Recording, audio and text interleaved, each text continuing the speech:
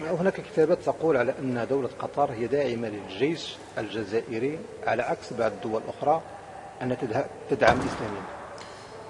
دولة قطر لا تدعم الجيش الجزائري، تدعم النظام الجزائري. نظام وخاصة النظام هو العسكر وهو الجيش. لا، اللي هي تدعم النظام ككل وخاصة بوتفليقة، خاصة جناح بوتفليقة. نعم.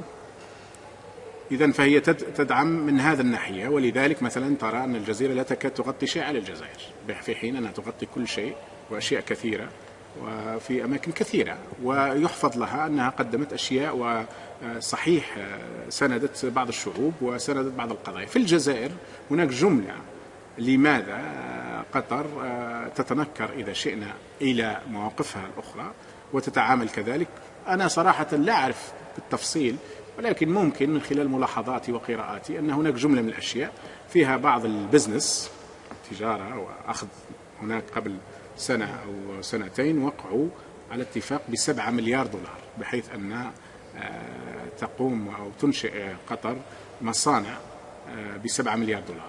المصانع اللي احنا كانت عندنا في الجزائر في الستينات والسبعينات قبل أن تقوم دولة قطر، يراد الآن أن تأتي دولة قطر وتصنعها لنا في الجزائر، وهذا غير مفهوم وغير منطقي، إلا إذا كان يراد منه في الحقيقة شراء ذمم أو ابتزاز من هذه الجهة أو من هذا. هذا واحد. الحاجة الثانية، يقال لأن الأمير يذهب، الأمير السابق يقال وهو من معه، يقال أنه يذهب ليصطاد في الجزائر، وبالفعل أعطوا له فيما أذكر حوالي 10,000 أو 20,000 هكتار في منطقة تسمى منطقة البيض، ويقال أنه لا يريد أن يزعج أو يزعج ضيوفه لأنه يصطاد هناك.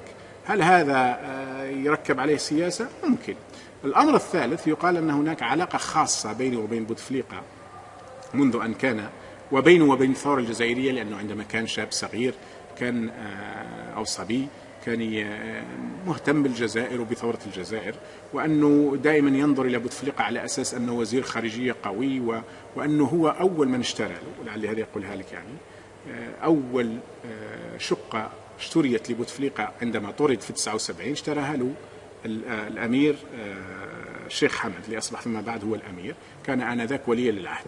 اشتراها له لأن بوتفليقة ذهب إليه على معلومات دقيقة، واشتكى له أن جماعة الشادي طردوه ولا يملك شيء، فاشترى له شقة موجودة الآن في قلب باريس، يعني معروفة. هذه الأسباب التي لكن مع ذلك طبعا الدول لها حسابات وليست دائما مبنية على المبادئ والقيم.